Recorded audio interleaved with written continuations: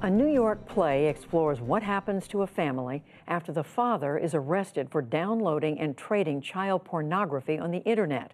Hari Srinivasan sat down with the actress' wife, who has written an emotional drama about the searing experience.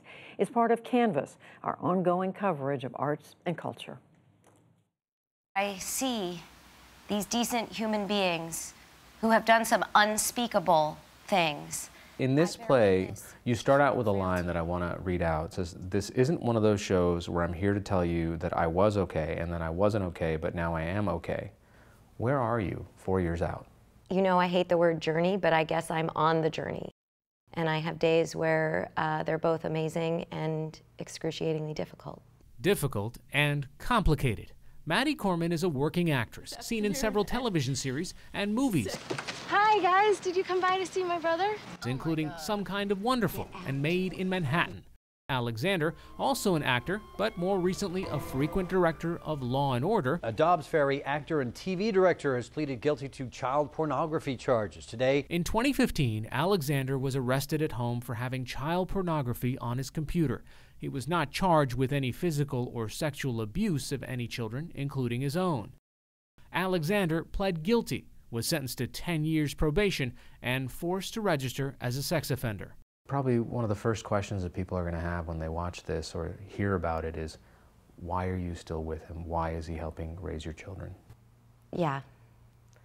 You know, and I understand that question. It's not a fun question. It's not something I ever thought that I would have to defend or explain. It's one of the reasons I think that I can't explain it in a 2-minute soundbite. I can barely do it in my 90-minute show. Accidentally Brave, a one-act, one-woman show is running off-Broadway in New York City.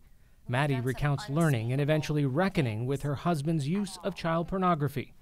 And I start to feel something that I can't quite put into words, but it is compassion, which I can't feel for my own partner, at least not yet. Through it all, despite her anger, upset, and shame, Corman decided to stay with Alexander, moving from the suburbs into New York City and starting over, something her family could afford. I am incredibly aware of the privilege, and I'm also very aware that there are other victims in this crime, not just my kids and my family and me, that there are people who are very badly hurt by child pornography. In the play, Corman tries to answer that basic question. Why is she still with her husband? A decision that took her many months to reach. This is a person that I love, that I had been with for 20 years, who has what I think is an illness that he is dealing with and making amends for, and he's a good person who did a bad thing. I mean, that's the simple way to say it. When this initially happened, were you concerned for the safety of your children and balancing that with this person that you loved? I was not concerned for the safety of my children around him. I never thought that he would hurt my children.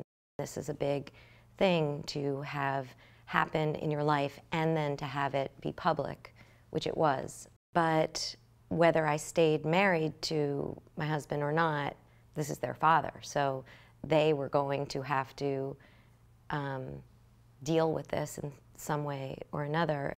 The family had no choice but to deal with the fallout from the arrest, but the play was a choice, one Maddie made intentionally in the hope, she says, of helping others as a friend helped her. Instead of all the people saying, "I feel so sorry for you," she said, "I feel sorry with you." And at one point I said, "How can I ever pay you back?" And she said, "You'll just do it for someone else." And I tell him, I will never, ever be okay with the things that you chose to look at. What I do is tell stories. So this just seemed like an actual way to do service, to share something that I've been through that maybe will help someone else who feels so alone, because it's a very, very lonely feeling when your life suddenly takes a turn and it's not what it was supposed to look like. Anything that helps people discuss uncomfortable topics, I think, should be embraced. Couples therapist Keith Miller believes there is value in Corman's efforts. The people behind abuse or violence are not monsters, they're humans. And I think it does us a disservice when we make up a story or a mythology and say those people should be put away and never thought about, because what it does is it puts us further away from prevention and education and all the contact points that are really necessary for engagement with a complex thing like trauma.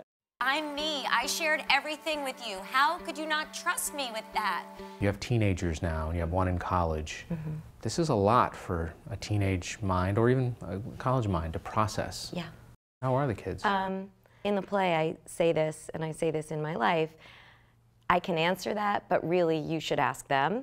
I mean, that's their story to tell. The fear of re-traumatizing my kids, or just bringing something back up that's calm down, is living in fear, not living in truth, because this happened.